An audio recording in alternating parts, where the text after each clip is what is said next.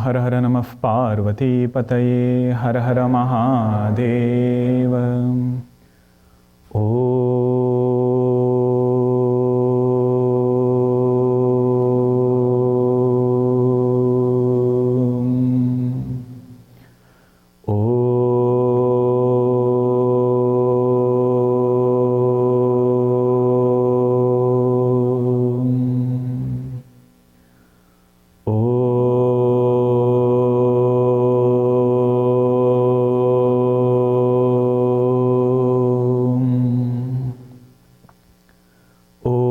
Sahana Vavatu Sahanau Bhunaktu Sahaviryam Karavavahai Tejasvinavadhitamastu ma vidvishavahai. Om Shanti Shanti Shanti. Samasta Jana Kalyani Niratam Karunamayam Namami Chinmayam Devam Satgurum Brahma Vidwaram Satgurum Brahma Vidwaram. Hari Om, everyone. In this session, we'll be seeing Srimad Bhagavad Gita. Over the last 2 years, we have completed 3 chapters. So this session will be starting from 4th chapter. Now you might say, I did not attend the first 3 chapters. Will I be lost if I directly start from 4th? So one session we will spend just to do a high-level recap of the first 3 chapters. If you have attended it, you will find some ideas, some thoughts that will ring a bell. You can build more upon it. You can just reflect more upon it. And if you are new, then it will give a very good idea of what has gone behind the first 3 chapters. Bhagavad Gita is a very interesting verse. It's a very interesting work which comes as part of Mahabharata. There are several ways you can reflect upon why this is so interesting. Few things I will share. In our life, we notice that there are 2 types of challenges, you say, or situations that keep coming. One type of situation is called as Tatkalika. Tatkalika means Tatkala. During that time, it seems so important, it seems so urgent, it seems so pressing. That is called as Tatkalika Paristhiti. Paristhiti means situation. If you want to call it challenge, you say Tatkalika Samasya. Tatkalika Samasya. You can include different experiences that we keep getting under Tatkalika Samasya. The one that was most recent was our COVID phase, which was there. 2 years. When it came, nothing looked more urgent, more important than that situation. But now when you look back, what do we feel? It came and it went away also. We put forth our effort, but with that it kept changing. But can we say now that all problems have ended? One went away, something else came. That is the nature of Tatkalika Samasya. It keeps coming.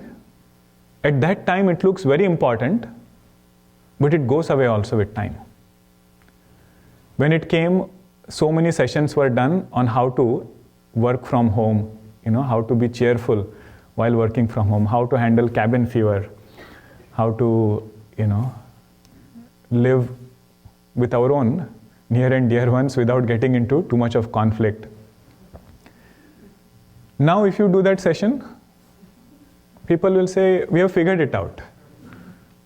That is something we've gotten over it. Now we don't need that kind of session anymore.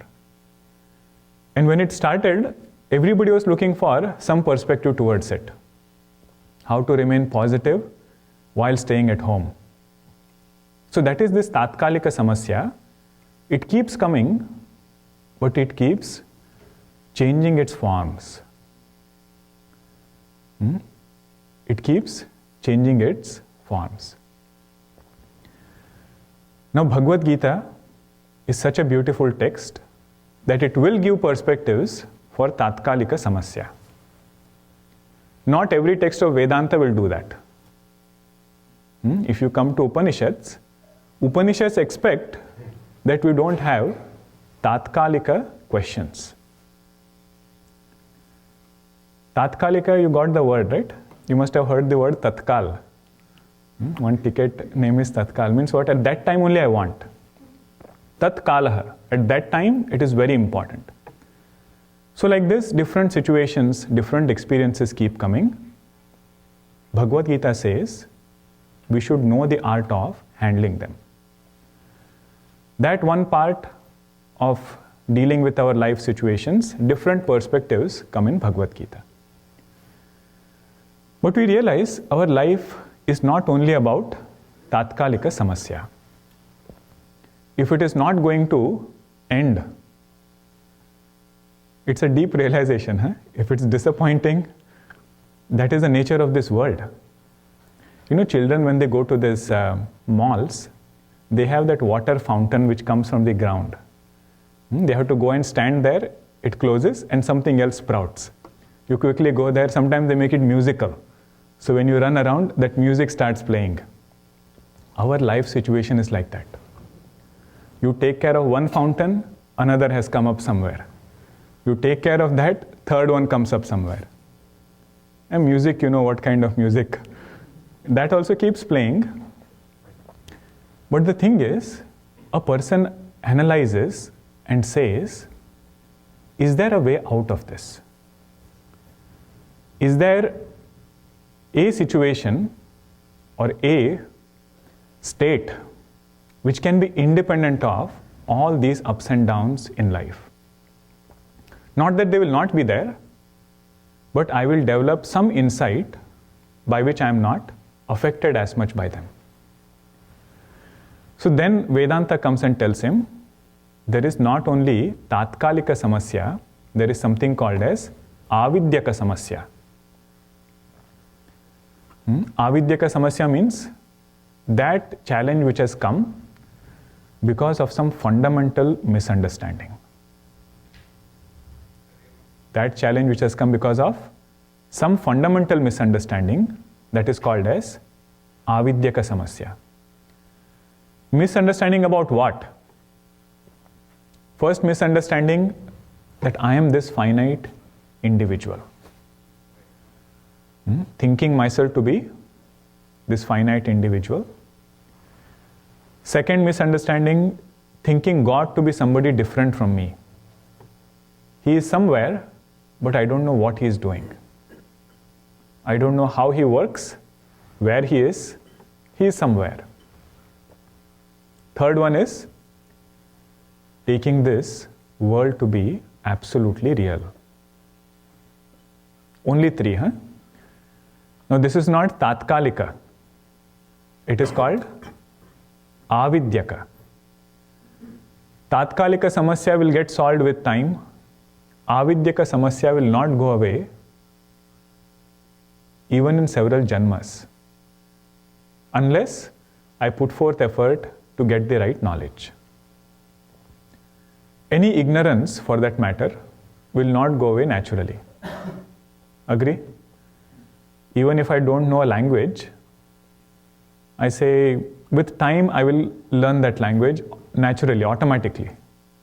We say, no, if ignorance is the problem, I have to go and put forth effort.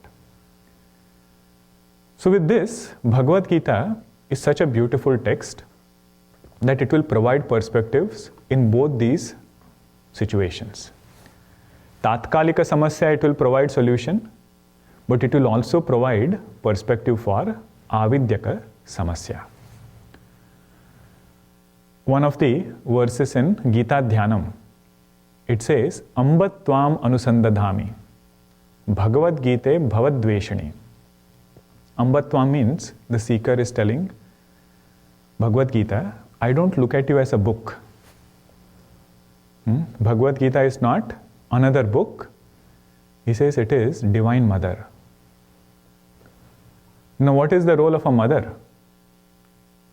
First is, mother gives birth and mother nurtures the child. One is not only giving birth to the child, but also nurturing the child. So Bhagavad Gita, the Divine Mother, gives birth to the spiritual seeker in us. All of us have it, to whatever extent we have it. And we should not have any doubts. Without that, we would not be here today.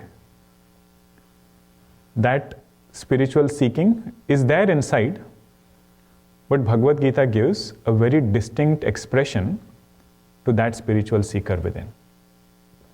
And not only giving birth, but also nurturing and nourishing that spiritual quest.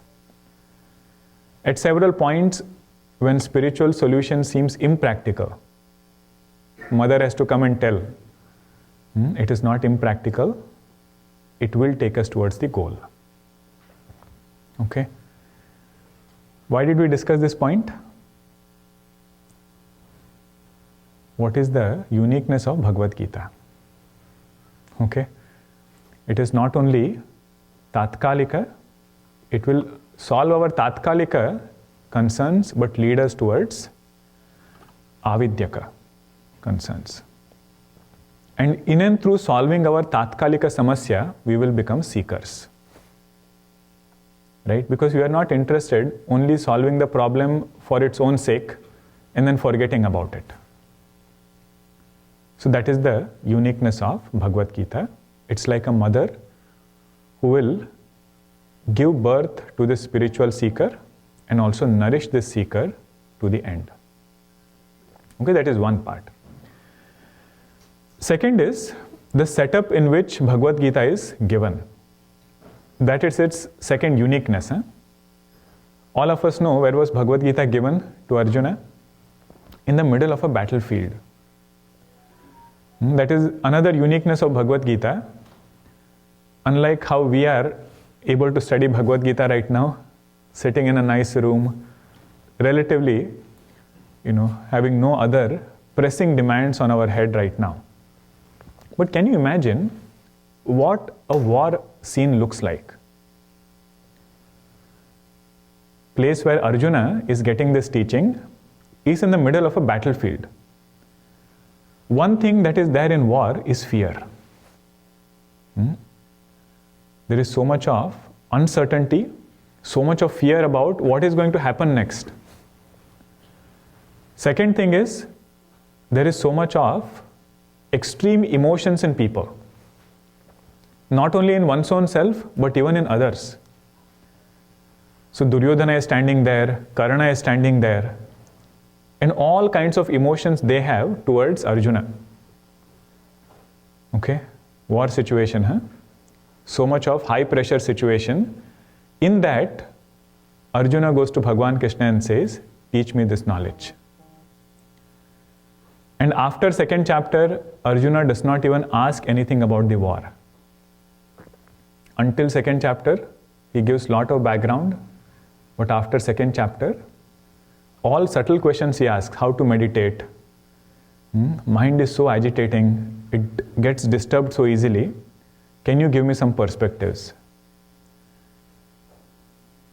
Now what we should do is think about what is Arjuna-like situation in my life.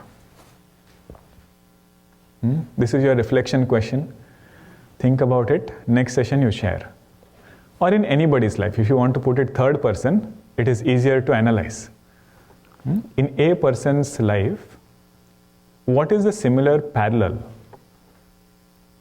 of Arjuna-like situation? Where there is so much of stress, so much of uncertainty, different emotions in ourselves, in other people, and so on. What is this Arjuna-like situation? All of you will think about it. Because see, we have studied Bhagavad Gita several times. Many of you might be hearing first chapter for I don't know how many number of times you have already done it, but every time we should get something new. And this has to be our own mananam, our own reflection, and we benefit the most. So this was the uniqueness of this setup in which this teaching was given. Second uniqueness is the teacher himself. Who is the teacher of Bhagavad Gita? None other than Bhagwan Krishna. The same Bhagwan whom I love so dearly, whom I worship so dearly, what does he value?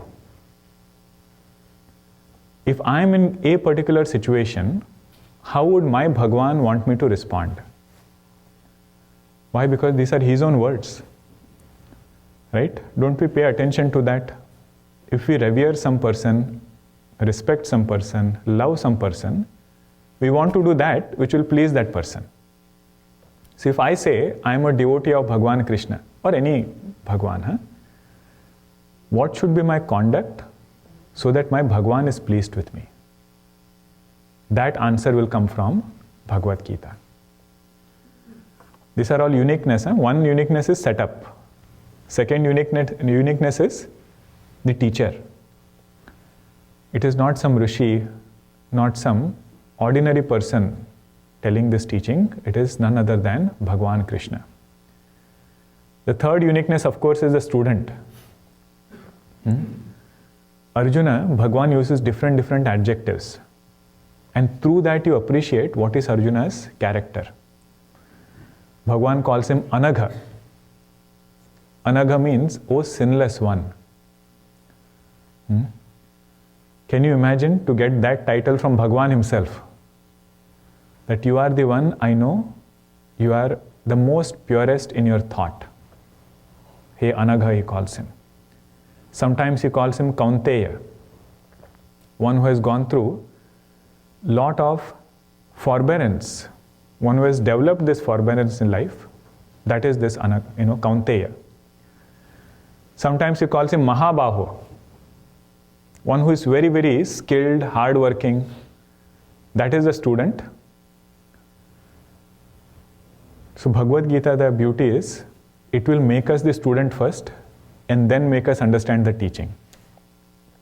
We should not feel, oh, these qualities we don't see in ourselves, so maybe Bhagavad Gita is for Arjuna, not for me. That is the nature of mother, right?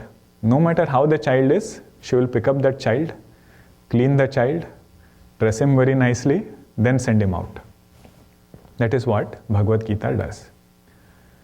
There is one verse in Bhagavad Gita, Bhagwan says, Apichet suduracharaha bhajate mam ananya bhak. Even if a person is not durachari, sudurachari. Durachara means one who has all erroneous things in his personality. But this person is the highest even amongst those people. Sudurachari. That person also, if he has the right conviction, Bhagwan says he is a sadhu purusha. Sudurachari also, if that person is wanting to be a better person, Bhagwan says, I call that person a sadhu. This is Bhagwan's compassion, and that is beauty of Bhagavad Gita. So with this, we will see a bird's eye view of first, second and third chapter. Let us see how quickly we can do it. First chapter, the theme of entire first chapter is, even the best of the best can break down. Even the best amongst the best can break down.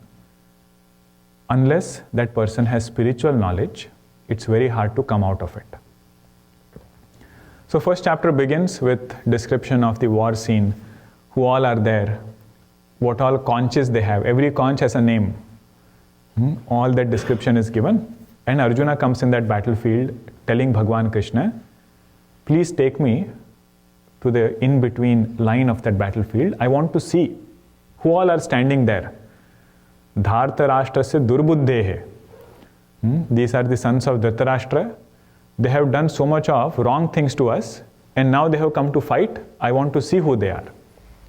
So Bhagwan Krishna takes puts the chariot in front of Bhishma and Drona. Two people towards whom he had a soft corner, and looking at Bhishma and Drona, his entire perspective changes. He says, Bhagwan, what are we going to do? What were we planning to do? Fight a war against these people? They are our own people. They are the ones for whom I am fighting this battle, and it will bring us nothing but sin. They don't see the repercussions, it is okay. But at least we are wise people. We should see the repercussions, we should see what we are headed towards, and we should not enter this war. It will bring only sin. Let us pack our bags, let us go back. Arjuna, what are you going to do? I am going to go to the caves. Even if I go there, it's better. I will live as a renunciate, but I am not going to fight this battle. Bhagwan, it is good. I found out at the right minute. Otherwise you would have taken me ahead. We would have started the war. Lot of things would have gone wrong. I found out at the right minute. Let us go back now.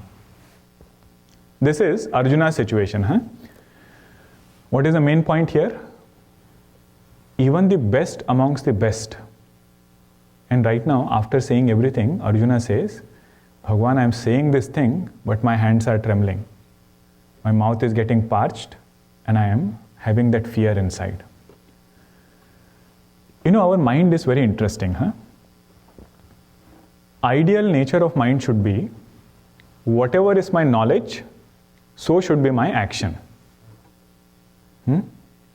Whatever is my conviction or knowledge, so should be our action. If we are not alert, whatever is our action, according to that, mind will find convictions.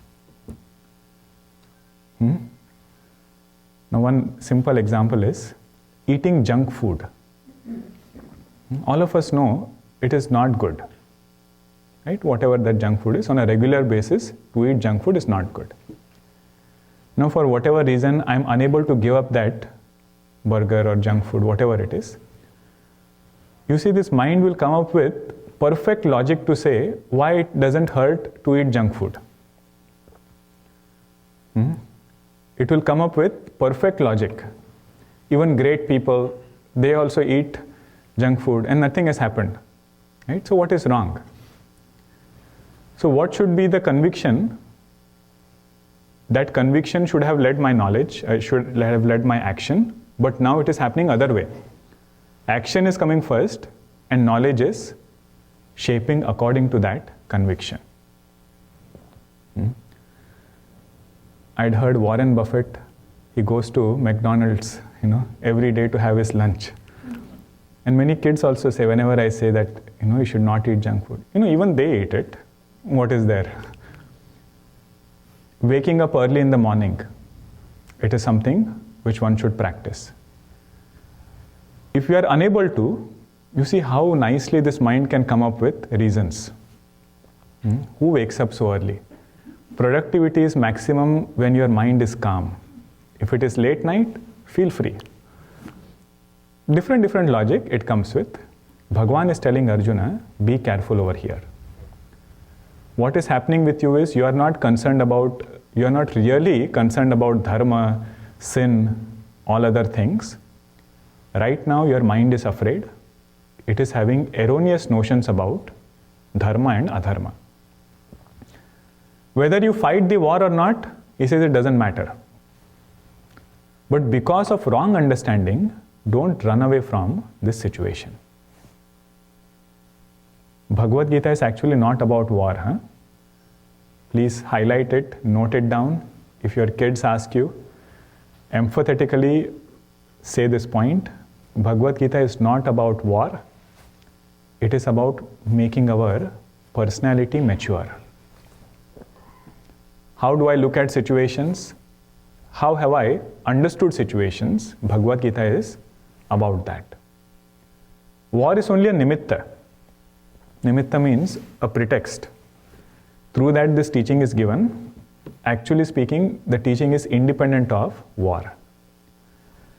That is why it becomes more important to put ourselves in Arjuna's shoes.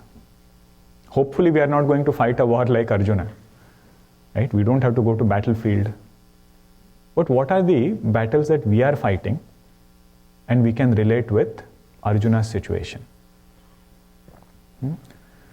All of you will reflect on this. Next time you can share. Okay. Now Bhagavan is saying, Bhagavad Gita is not about war. So first chapter, this is the main essence. Even if the best of the best can break down, what he needs is not better war strategies at that point. There are some deeper questions that he should ask and find a perspective. So Bhagavan starts, these are all reflections on top of Gita. You will not find it in the verse. He says we should ask ourselves some fundamental questions. Okay? One is, whatever life we are living, we are actually not living in only gross world. We are actually living in a given paristhiti. Paristhiti means what? The different facets which surround me.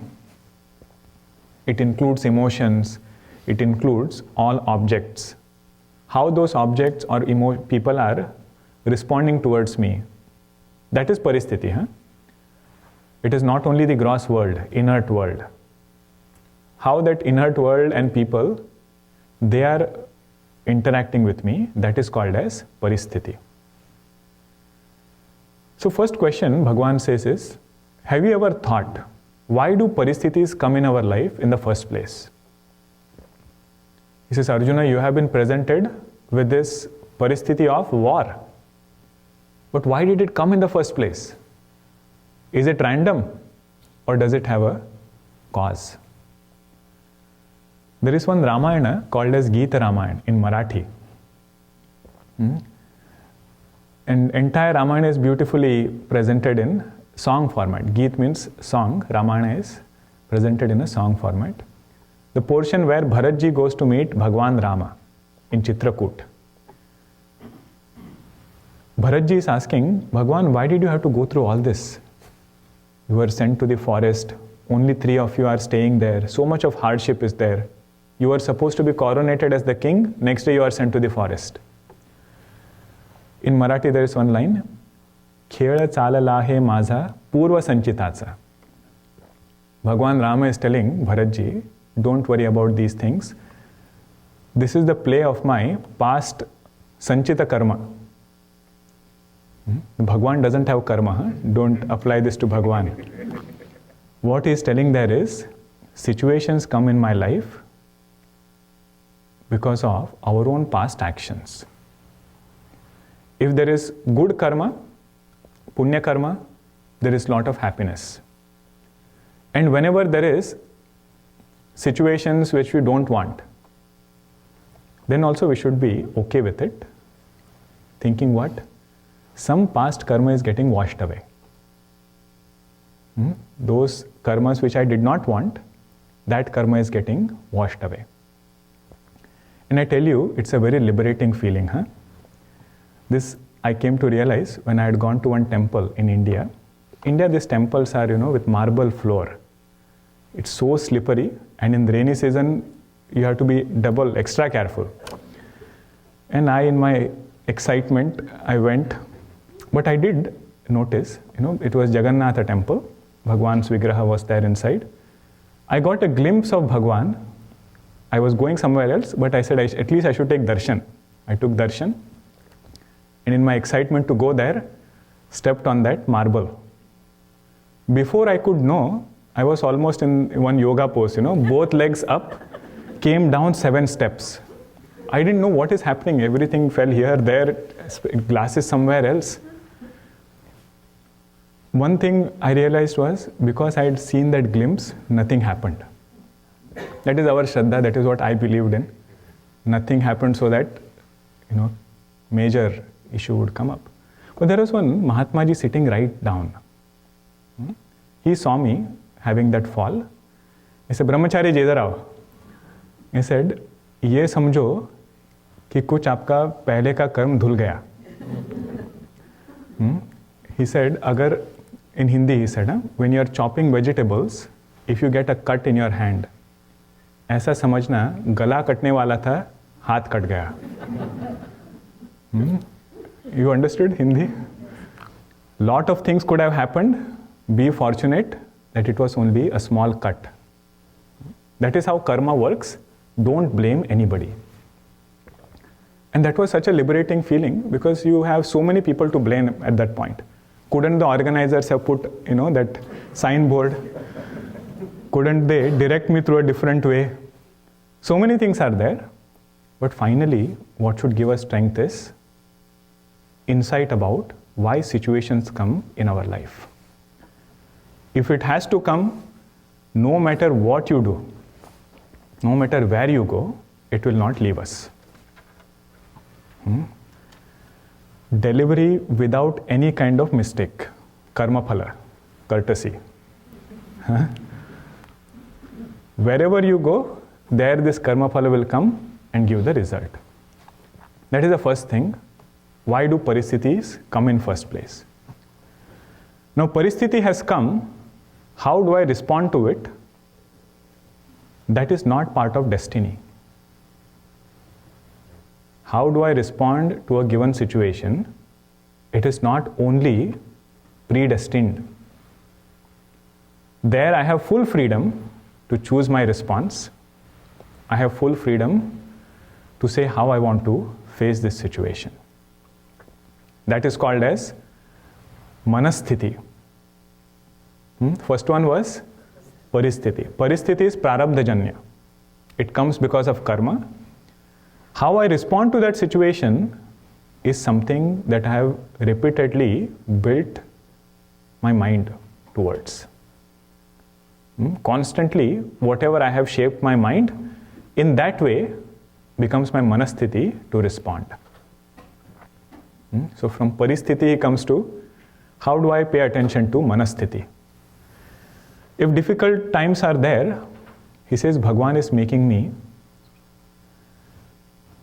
get heated up so that you can shine like gold. You know how that gold they put in that furnace? Only when they it goes through that process, it will come out shining.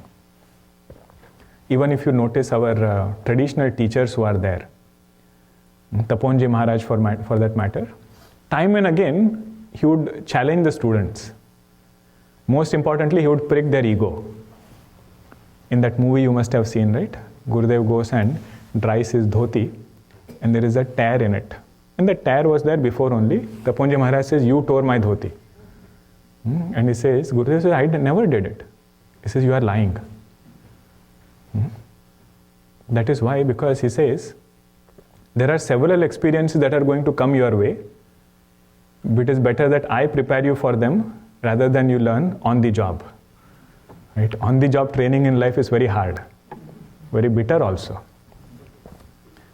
So that is second one, where the sadhaka faces situations with a very unique perspective, different manasthiti. Now he also notices, I am facing this situation, no doubt. Do I have any support? Or do I have to fight this battle myself? What is his third step now? He is saying, I have to face the situation, but do I have to do it myself? Or can I take some help from some higher altar? That is where devotion is introduced, and Bhagavad Gita talks about Bhakti Yoga. Karma you are doing, no doubt, keep doing that karma. But karma for whose sake?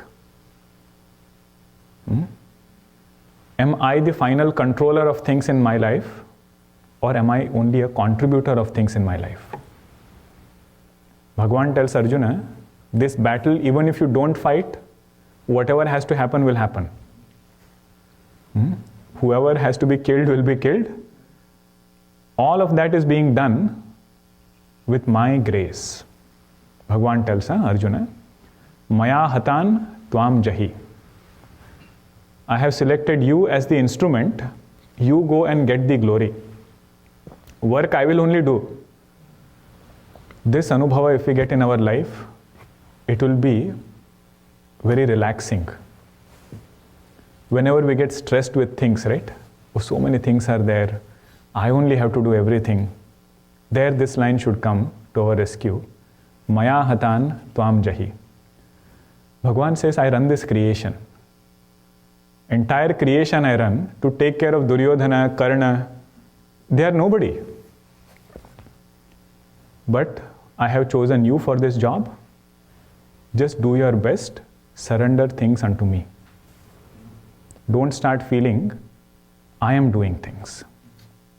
This is the part of Karma Yoga which comes in Bhagavad Gita, but we should fit it in the bigger context. Arjuna fighting the battle. He is trying to figure out how do I fight this battle. Bhagavan says fight it with Karma Yoga Buddhi. Whatever job has been given to you, it has been given for a purpose. What is the reason that only Bhagavan knows? It might come from a jiva. The job might come from a jiva, but the bigger picture, only God knows it. Even at work, wherever in life, whatever things we get on our plate, if we have this bhava, right, that I have been given this, but there is something deeper that Bhagavan wants me to accomplish. That person will be very, very effective, and lot of things also will be accomplished from that person. Okay, what are the three things we saw? One is paristhiti, second is manasthiti, third is bhakti, with which he is fighting that situation. Last one is, he says, is there a way that I can become independent of this paristhiti and manasthiti? Is there a way I can live a life independent of paristhiti and manasthiti? That is called as swasthiti. Swasthiti means abiding in our own true nature. Remember those three misunderstandings that we started with? What are those three? I am finite, world is real, and God is different from me. Now if somebody comes to understand that essential nature of all three things is only consciousness, that consciousness I am, and in that consciousness I have to abide. That is called as swasthiti. Raman Maharshi ji says, abiding in this swasthiti is the final goal of human life. And that is the only way where we can be really healthy. Hrutsthale mana swasthata kriya. Swasthata means what we say, right? How are you? Swastha hai? Means are you okay? He says no matter what you do with paristhiti, what you do with manasthiti, it is not going to give an absolute answer. Different perspectives will be there, different views will be there. You remember that fountain, you close one, another will open. Second one you close, third will open. So this person says, there has to be something which is independent of all three, that is swasthiti, and Bhagavan Krishna will guide him through all these things. Okay? That is the beauty of Bhagavad Gita. This is only first chapter, huh? Okay? I didn't go through the verses because then we'll get stuck. One verse only will get stuck. That is the first chapter. Now second chapter, bird's eye view. The main theme of second chapter is wise people are not miserable for too long. Wise people don't remain miserable for too long. Nanu shochanti pandita. That is the main theme of it. How they don't remain miserable is a study the second chapter. Okay? Not that they are very dry and lack emotions. Huh? If there is misery in their life or in others' life, they feel for them as though it was their own misery, their own sorrow. But at the same time, they don't get carried away. It is one thing to have emotions, and it is another thing to be emotional. That is the difference. between both of them. So Bhagwan, he does not waste time. Bhagwan Krishna, although what was the sequence we saw? Paristhiti, Manasthiti, Bhakti and Swasthiti. Bhagwan Krishna flips the order. He starts directly with Swasthiti. He says, if you get it, you got it. If you got what is Swasthiti, what is the nature of Atma, this whole creation is nothing but an appearance. Don't spend too much time, dwelling or brooding upon things in this world. That is his main answer in the beginning. He says, if somebody is ready to grasp it, their job is done. Somebody like Janak Maharaj, he was such a great, renowned sage. Raja Rishi he was. One day his teacher Ashtavakraji, he creates, Maya fire. With his yogic power, he creates fire. Because other students were jealous. They felt Ashtavakraji was giving more importance to Janak Maharaj. He would wait until Janak Maharaj came to start the class and other things. So other students felt, why should he give so much importance to Janak Maharaj? What is so great about him? So one day, our Ashtavakraji creates that fire. And all these other students who are there, who were so-called dispassionate people, everybody quickly runs to save their dhoti, to save their one kamandalo, which is in their hut. And Janak Maharaj is sitting, just looking at Ashtavakraji. Ashtavakraji says, don't you want to go? There is a famous line he says, Mithilayam pradiptayam name kinchana dahyate.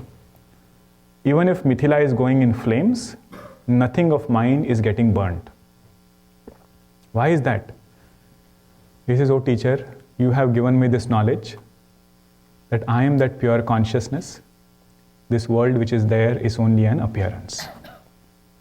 Nothing of this world can really touch me, and I know that you are testing me. That line is very famous, Mithilayam pradiptayam name kinchana dahyate. Means how much can dream sorrow affect the waker? When we wake up from dream, how much effort do we put to go back and fix things in dream? That much effort a jnani puts in waking world. But jnani, transactionally they will do whatever they have to, but inner understanding is this. He says, Bhagwan did not work. This solution of yours, it is not working. Please tell me something else. Bhagwan says, of course. Second standpoint, he says, is dharma standpoint. Wise person doesn't grieve because he has lived an ethical life. He has lived a devoted life. And we should see in our own experience, whenever we are on the right side, being on the right side gives a lot of inner strength. You see this even at work, in any situation. If we know we are on the right side, even if somebody else is doing whatever they have to do, even if we are going through difficult situations, that dharma comes and protects this person. This is what Yudhishthira says, right? Dharmo rakshati rakshitah. When dharma protects the one who has lived a life of dharma. Okay, so second reason why wise people don't grieve is because they have lived a good life. They have lived an ethical life. So they have no concerns about this life and also life hereafter. Why? Because punya karmas go along with us even in next birth. So he says next birth is very well taken care of. There is nothing to grieve. Vasishtha Maharshi tells this to Bharatji. When Dashrath Maharaj passes away, Bharatji comes back to Ayodhya and he is having so much of sorrow, so much of grief inside. And Vasishtha first gives him first-hand information of what all things happened in Ayodhya. And then he tells him, Dashrath Maharaj is not somebody who is supposed to be grieved over. And then he lists examples, who is supposed to be grieved over. If there is somebody who gets angry without a reason, he says that person is worthy of grief. If there is a spiritual seeker who does not put forth effort in sadhana, that person is worthy of grief. Like this 10 to 15 reasons he gives. But he says Dashrath Maharaj is not worthy of that grief. He is very well taken care of by his own karmas. So this is the second reason. He says, even if you look from karma standpoint, there is no reason to grieve. Third one he says is, whatever is inevitable, why are you grieving over it? Haven't you thought about the nature of this body? Don't you look around and come to this understanding that this body is impermanent? Right? So why grieve over something which is inevitable? All of us have seen flowers, right? Fresh flowers. And we know that they are going to wilt. Does that stop us from appreciating the flower? We still bring it in our homes. We still decorate it. Use it in the right way. In the same way, he says, even if we know that all sambandhas, all our things we have in this world are impermanent, there is no reason to become disappointed or sad about it. No reason to become pessimistic about it. We should just know how to use it. Very short time we are spending here, make it meaningful. All relationships which we have, make them sweeter. They are time bound, right? So why unnecessarily get into things in a time bound situation? The best example in this is Goswamiji's. He says, we are in a boat, 4 people sitting together crossing a river. Don't get into any argument while you are in the boat.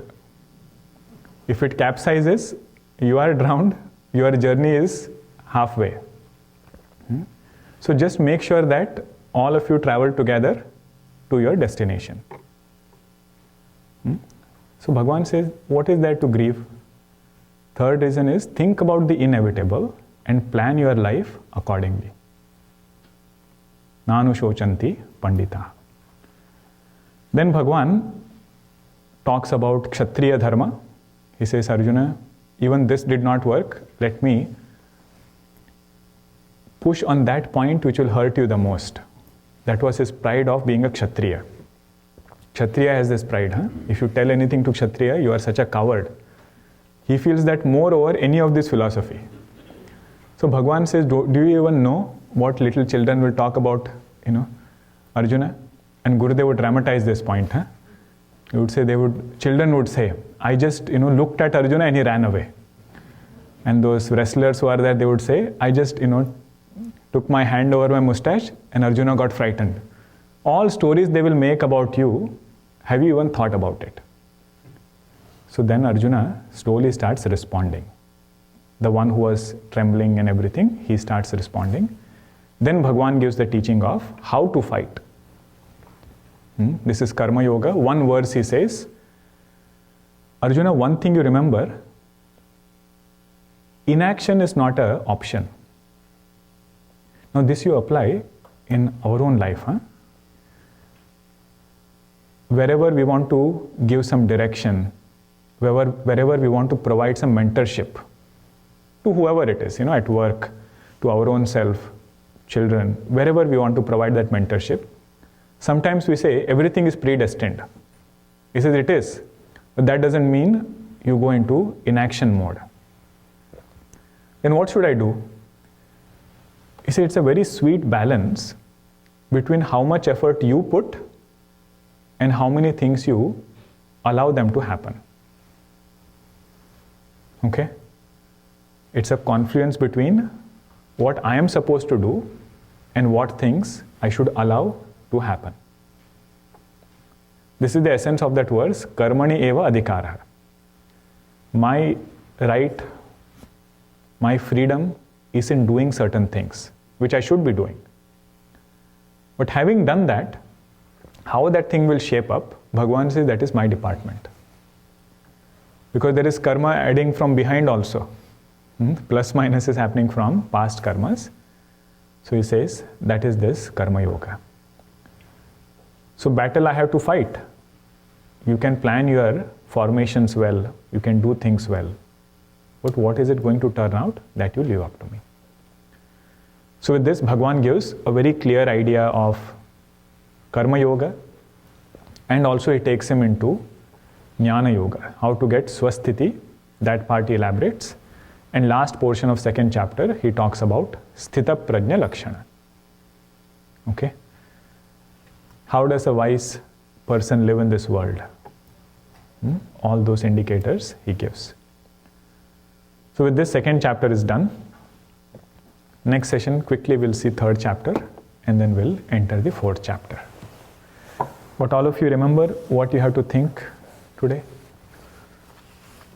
What is the question? What is Arjuna-like situation in a contemporary life?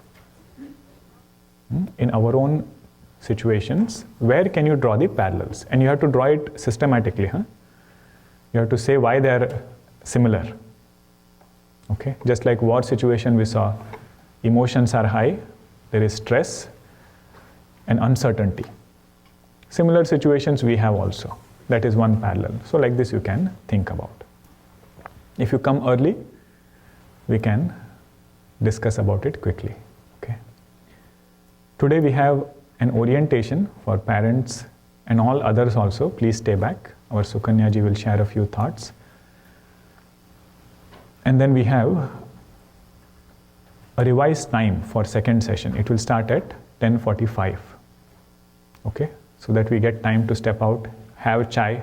Many people were disappointed last time. They didn't get chai. So you can have it and come back. Om Purnamada Purnamidam Purnat Purnamudachyate Purnasya Purnamadaya Purnameva Vashishyate. Om Shanti Shanti Shanti. Harihi Om Shri Gurubhyo Namaha. Harihi Om.